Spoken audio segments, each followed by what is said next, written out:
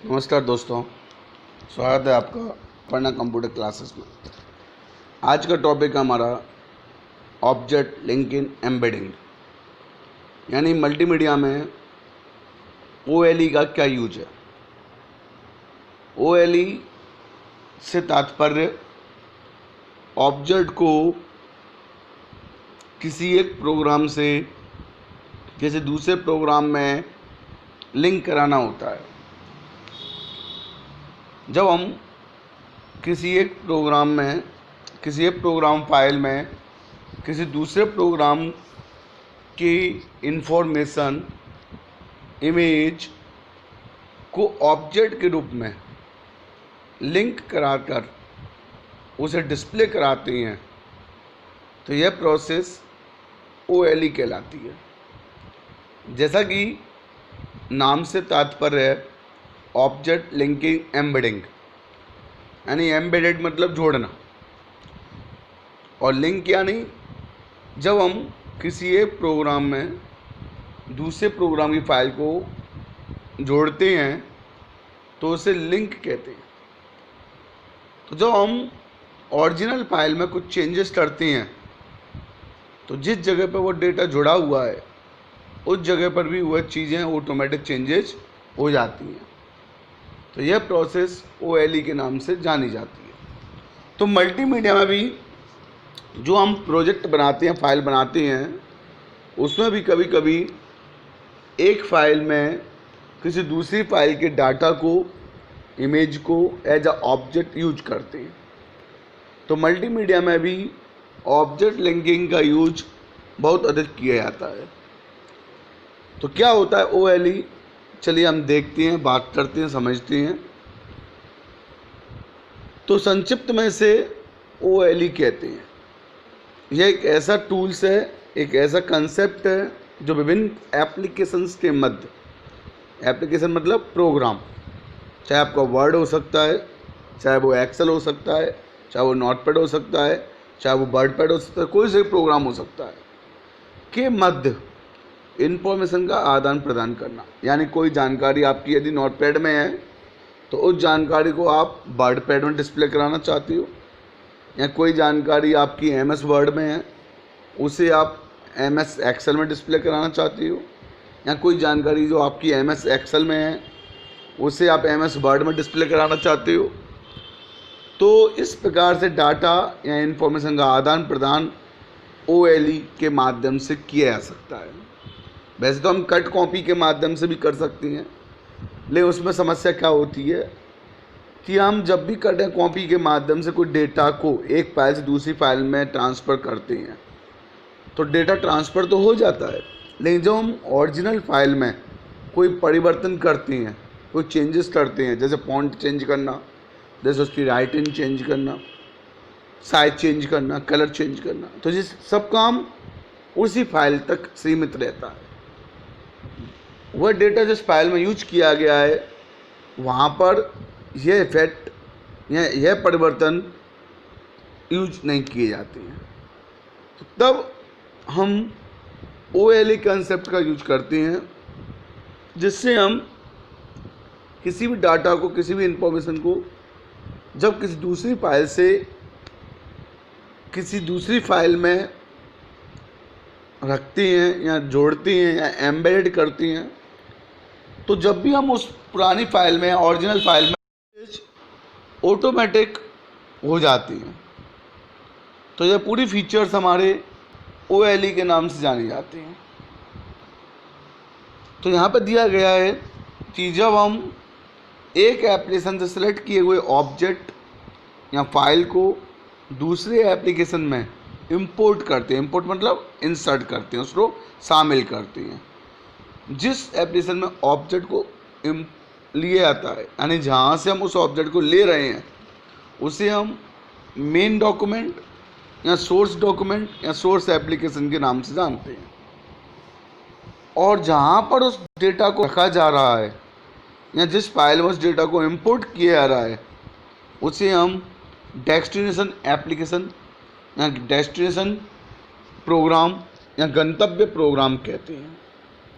अधिकतर software OLE concept को support करते हैं। जैसे MS वर्ड हुआ, एक्सेल हुआ, पावर पॉइंट हुआ। तो बहुत सारे सॉफ्टवेयर हैं जो OLE को सपोर्ट करती हैं।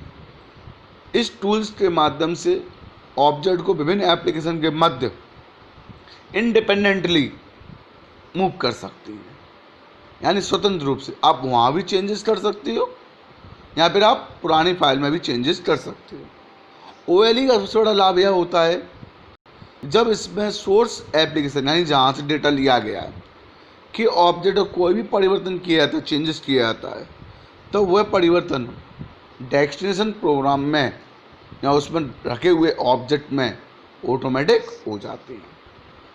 OLE दो प्रकार से यूज किया जाता है, जैसे मैंने आपको बताया अभी, इंसर्ट ऑब्जेक्ट के माध्यम से या कट कॉपी पेस्ट के माध्यम से। आप किसी भी फीचर्स के माध्यम से इसको कर सकते, किसी भी ऑप्शन के माध्यम से। शायद आप लोगों ने PC पैकेज में किया भी होगा OLE का यूज, तो जो हमारे पुराने PC पैकेज है उसमें भी OLE कंसेप्ट यूज किया जाता है। तो OLE करते कैसे मैं आपको बता देता हूँ। पहले हम इंसर्ट ऑब्जेक्ट के माध्यम से बात करते हैं।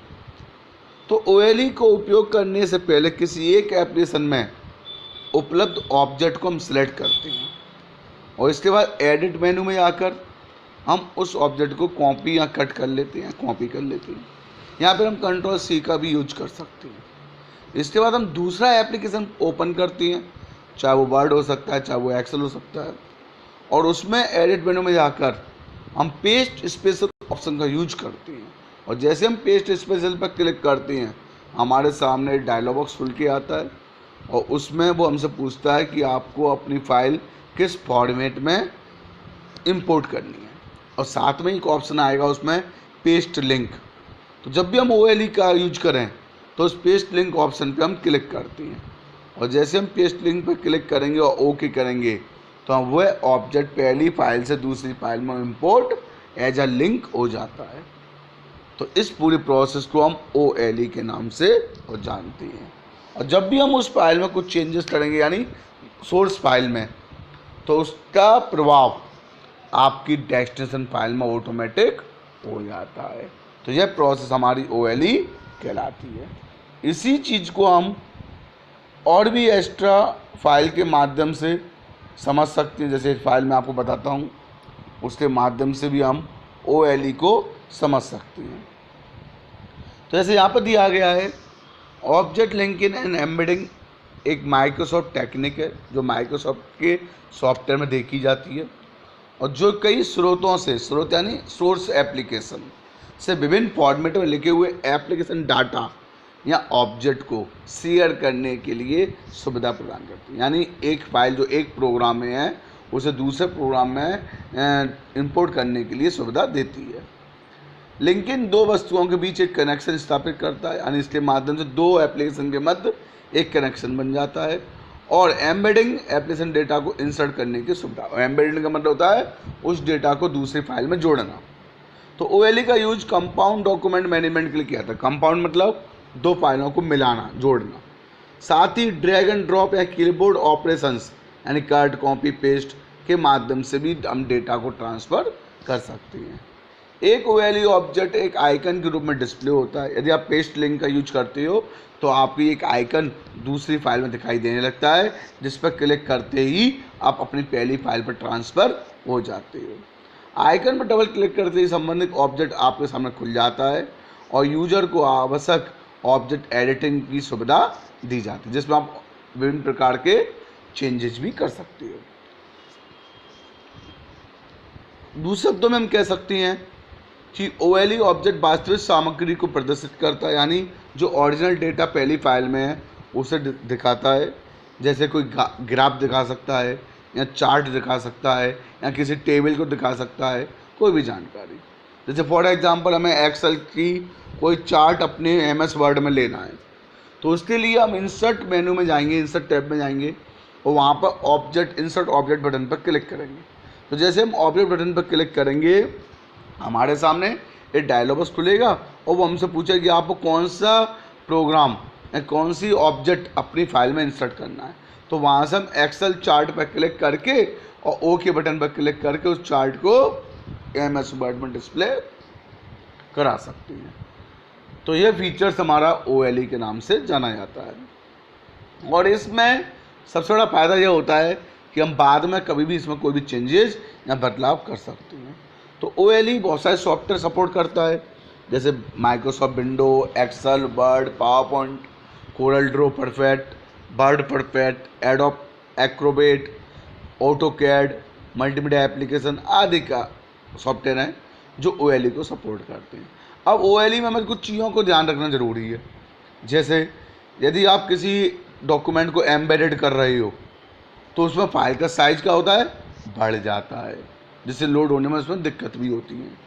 दूसरा, लिंक किए गए ऑब्जेक्ट तब लिंक ब्रेक हो जाती है जब हम ओरिजिनल फाइल को किसी जगह पर कॉपी या पेस्ट नहीं करते। यानी कहने का मतलब, हम अपनी डेस्टिनेशन फाइल को तो कॉपी करके कहीं ले गए, अब वहाँ पे हमें पता चलता है कि किसी ऑब्जेक्ट को एम्बेडेड किया गया है, अब उसकी जो ओरिजिनल फाइल है वो हम लेके नहीं गए, तो वो दूसरी जगह पे हमें वह लिंकिंग काम करती हुई दिखाई नहीं देती, वहाँ पर वो लिंक ब्रेक हो जाती है।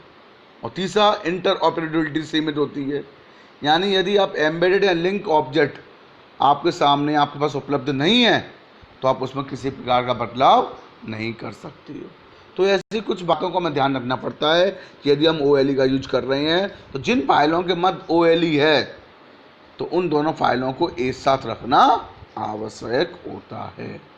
तो आज हमने सीखा यहाँ पर OLE के बारे में कि OLE किस प्रकार से हमारे डॉक्यूमेंट में यूज किया जाता है। यदि किसी प्रकार का कोई डाउट्स हो तो आप कमेंट के माध्यम से पूछ सकते हैं, और यदि वीडियो पसंद आई हो तो कृपया चैनल को लाइक कीजिए, सब्सक्राइब कीजिए। धन्यवाद।